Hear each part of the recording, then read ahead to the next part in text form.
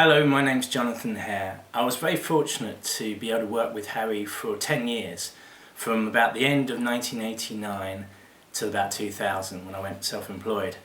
And so 10 years working with such a fascinating, inspiring person such as Harry Kroto was just really wonderful. Harry had a unique gift, I think, for getting to the heart of a problem, to really see things clearly. Sometimes I'd be working on experiments or ideas, going over in my mind for months and months, trying to work something out, and I'd go for a coffee with Harry, and within a very few minutes he got right to the heart of a problem and would solve it for me. And this happened quite a few times, actually.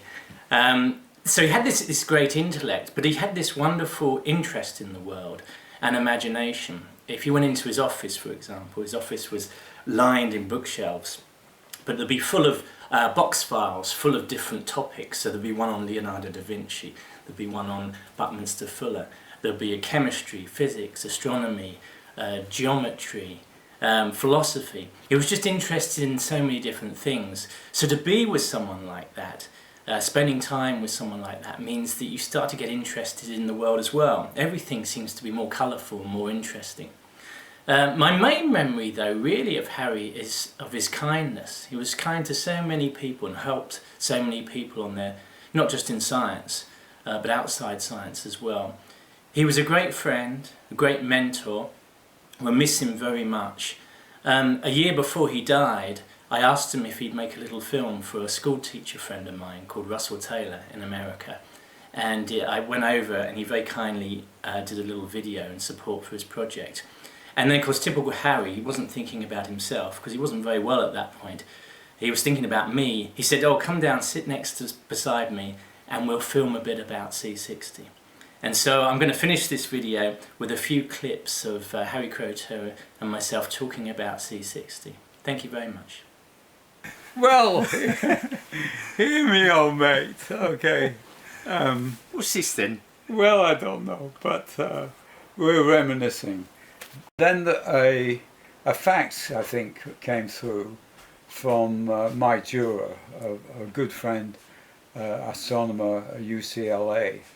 And he had been to a conference at which Wolfgang Kretschmer had given a presentation that they had detected some infrared bands of C60 in, would you believe it, exactly the same sort of apparatus I'd used just before John arrived.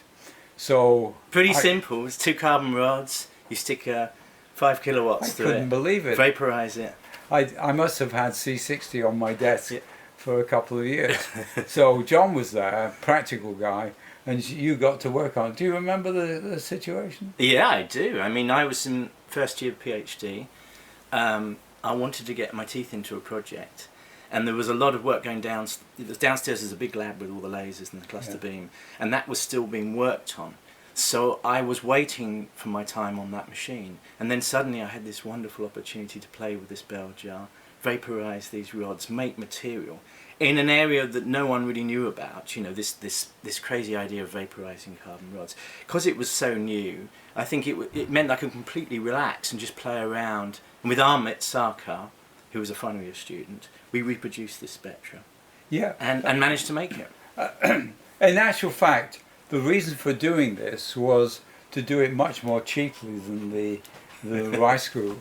And in fact, there was a German paper by Hinzenberger around 1958 to 63, a whole series of very beautiful studies of a carbon arc into a mass spectrometer, and they saw everything up to 30.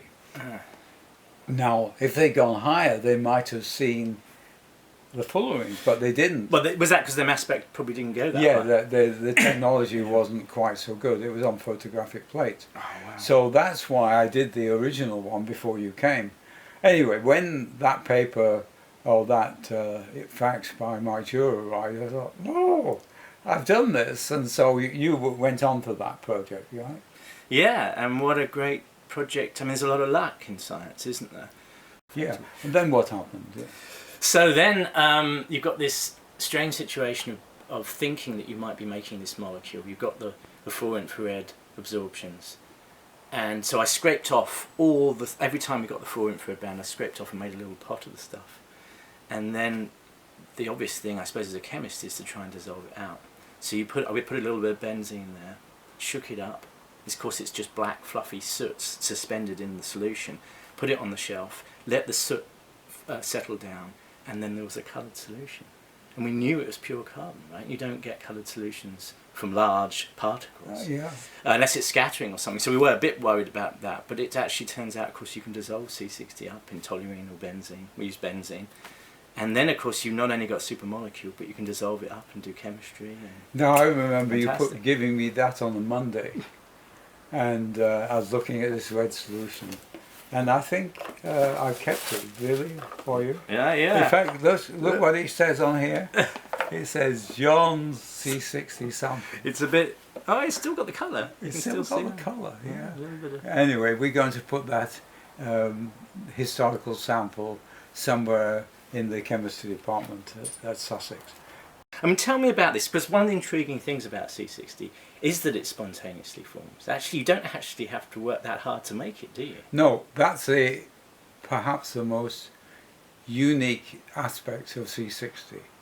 The most important thing is that it self-assembles from a chaotic plasma of carbon and the hydrogen and other things as well in great abundance, and more so than anything else, much more, orders of magnitude more than anything else other than, say, C70.